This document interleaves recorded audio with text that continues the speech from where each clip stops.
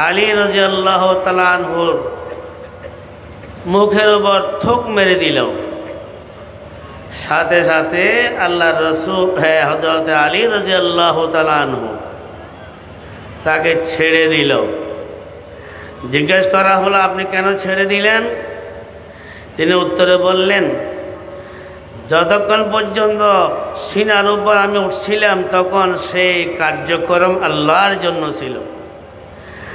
যখনই আমার মুখে তুক দেওয়া হলো তখন আমার অন্তরের ভিতর খুব আসলো, এখন তাকে হত্যা করলে সেই হত্যার কারণ হবে আমার নফসের তাকাজায় হত্যা করলাম, আল্লাহর জন্য করলাম না।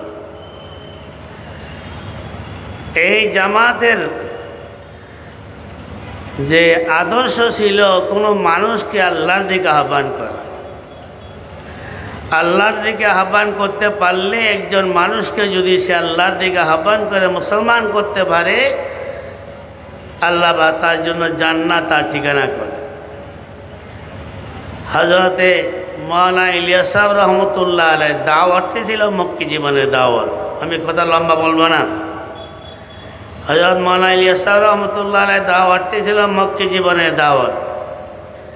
রাসূলুল্লাহ সাল্লাল্লাহু আলাইহি ওয়াসাল্লাম মদিনাতুর রাসূলে হিজরত করার পর তখন জিহাদ ফরজ হলো, তখন রাষ্ট্র কায়েম হলো, তখন ইসলামী স্টেট কায়েম হলো। মদনী জীবনের আগে মক্কি জীবনের মধ্যে এই কাজটা করা হয়নি, জিহাদ ফরজ হয়নি। এখানে আমল ছিল, এখানে রাসূলের নির্দেশ ছিল কলবের উপর মেহনত করা। মাওলানা ইলিয়াস সাহেব রহমতুল্লাহ আলাইহির আদর্শে তার 6 মূলনীতির মধ্যে একটি কথা আছে, সেটা হলো একরামুল মুসলিমিন, মুসলমানদের একরাম করা। তাহলে যেখানে আল্লাহ বলেন যে কোনো ইমানদারকে হত্যা করলে তার ঠিকানা হবে জাহান্নাম, যেখানে রাসূল বলেন যে মানুষকে একরাম করো, হযরত আলী ইলিয়াস রহমতুল্লাহ আলাইহির আদর্শের মধ্যে সবাই মধ্যে কথাটা ছিল। কথাটি আমি এই জন্য বললাম সংক্ষেপে যে দাওয়াতে তবলিগের মেহনত আজকে 80-90 বছর হয়ে যাচ্ছে। দাওয়াতে তবলিগের আদর্শ ছিল মানুষকে একরাম করা। যখন কোনো তবলিগি জামাতের ওপর হামলা করা হয় বা তাদের গাড়িটিকে বাইরে বের করে পানির মধ্যে নিক্ষেপ করা হয়, তখন এই তবলিগের সাথে আল্লাহর দরবারে হাত উঠে কাঁদতে থাকে। এরকম হাজার হাজার ঘটনা পাওয়া যায়।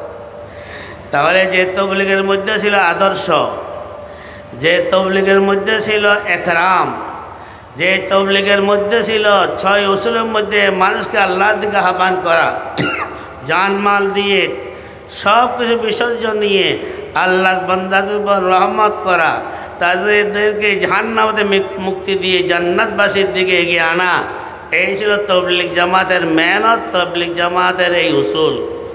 দেখা গেল তবলিগ জামাতের এই 6 উসুল, 6 মূলনীতি নিয়ে যখন মেহনত শুরু হলো, সেই মেহনতের ফলাফল অল্প দিনে সে মেওয়াদের থেকে শুরু করে সারা ভারতের মধ্যে ছড়িয়ে পড়ল। ভারত থেকে শুরু করে পুরো মহাদেশের মধ্যে ছড়িয়ে পড়ল, উপমহাদেশের মধ্যে ছড়িয়ে পড়ল, উপমহাদেশ শুরু করে সারা পৃথিবীতে ছড়িয়ে পড়ল। সেই দাওয়াতে তবলিগের মেহনত আমেরিকার মধ্যে চলে, সেই দাওয়াত তবলিগের মেহনত ইউরোপের মধ্যে চলে, সেই দাওয়াত তবলিগের মেহনত চীনের মধ্যে চলে, সেই দাওয়াত তবলিগের মেহনত সারা পৃথিবীর মধ্যে চলে। সমস্ত মুসলিম কান্ট্রির মধ্যে দাওয়াত তবলিগের মেহনত চলে। দাওয়াত তবলিগের মেহনতটি এটা পানির মতো, স্রোতের মতো সারা দুনিয়াকে আলোকিত করে দিচ্ছে। এই অবস্থাটা খ্রিস্টান ইহুদিদের ভালো লাগে নাই, আল্লাহ দুশমনদের ভালো লাগে নাই। তারা সূক্ষ্মভাবে চিন্তা করেছে এই দাওয়াত তবলিগকে কলুষিত করার কি ব্যবস্থা হইতে পারে। এই দাওয়াত তবলিগকে কলুষিত করলেই দাওয়াত তবলিগের কাজ আর আগাইতে পারবে না। মাওলানা সাদ সাহেব তিনি মাওলানা ইলিয়াস রহমতুল্লাহ ঘরানার মানুষ। ওনার মাধ্যমে যে তবলিগ চালু করা হয়েছে, এই তবলিগ ইলিয়াসওয়ালা তবলিগ নয়। ইলিয়াসওয়ালা তবলিগের মধ্যে 6 উসুল, সাদওয়ালা তবলিগের মধ্যে 3 উসুল। ইলিয়াসওয়ালা তবলিগের মধ্যে বলা হয় সর্বজনে জায়গায় তবলিগের মেহনত করা, ঘরে ঘরে, দুয়ারে দুয়ারে এবং খাস আম সব জায়গায়। আর সাদওয়ালা তবলিগের মধ্যে দেখা যায় মসজিদের বাইরে দাওয়াত দেওয়া, খেলাফ সুন্নত বলে। ইলিয়াসওয়ালা তবলিগের মধ্যে বলা হয় হেদায়েতের মালিক আল্লাহ, আর সাদওয়ালা তবলিগের বলা হয় আল্লাহ হেদায়েতের মালিক নয়। নাউযুবিল্লাহ বলেন। কথাগুলো আমি সংক্ষেপে এই জন্য বললাম, এই যে টঙ্গীর ইজতেমায় যে মানুষকে হত্যা করা হলো রাতের অন্ধকারে, হত্যা করা এটা কি ইসলামের আদর্শ? হত্যা করা এটাকে তবলিগের নীতিমালার মধ্যে আছে? সেখানে অসংখ্য হাফেজে কোরআনদেরকে আহত করা হলো। এরপরে 18-র মধ্যে একবার হামলা করা হয়েছে। সেখানে যে মাদ্রাসার ছাত্র ছিল এদের কান্নায় আকাশ বাতাস এরা থরথর করে কাঁপছিল। এই ছেলেদের উপর হামলা করা হলো, আল্লাহওয়ালাদের উপর হামলা করা হলো। কথাটাও বোঝার জন্য আর বেশি দিক লাগে না, যে বুঝতে হবে তবলিগের নাম দেওয়া হয়েছে, এতাতে জামাতের নাম দেওয়া হয়েছে আসলে ইসলামকে ধ্বংস করার জন্য, আসলে তবলিগে ইলিয়াসওয়ালা তবলিগকে খতম করার জন্য।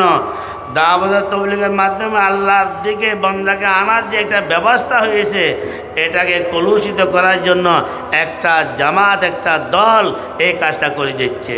কাজে আমরা বলবো সেদিন যে সরওয়ার্দী উদ্যানে সারা বাংলাদেশের লক্ষ লক্ষ উলামা, লক্ষ লক্ষ মানুষের কথা স্পষ্টভাবে বলে দিছে স্যার সাহেবের এই এতাতি জামাত বাতিল বাতিল বাতিল। কাজে আমরা সরকারের প্রতি এটা আহ্বান করব, এই তবলিগি যে নতুন নাম নিয়ে যে তবলিগের কার্যক্রম চলতেছে এটা ইলিয়াসওয়ালা তবলিগ নয়। এরা অন্য দল বানাইতে পারে, অন্য দলে কাজ করতে পারে। তবলিগ যে ইলিয়াসওয়ালা যে তবলিগ আছে এটাকে কলুষিত করা যাবে না। কাজে এই ধরনের তবলিগ আমাদের দেশের মধ্যে চলতে পারে না, যেটা কোরআনের বিরুদ্ধে, রসুলের বিরুদ্ধে, তবলিগ জামাতের আদর্শের বিরুদ্ধে, হযরতে মাওলানা ইলিয়াস রাহমাতুল্লাহ আদর্শের বিরুদ্ধে। এই তবলিগ হলো বাতিল। সমস্ত ওলামা কেরাম এর মধ্যে কোনো দ্বিমত পোষণ করে না। আল্লাহ পাক আমাদেরকে তবলিগ সম্পর্কে সহি কথা বোঝার জন্য তৌফিক দান করুক। ওয়া আখির দাওয়ানা।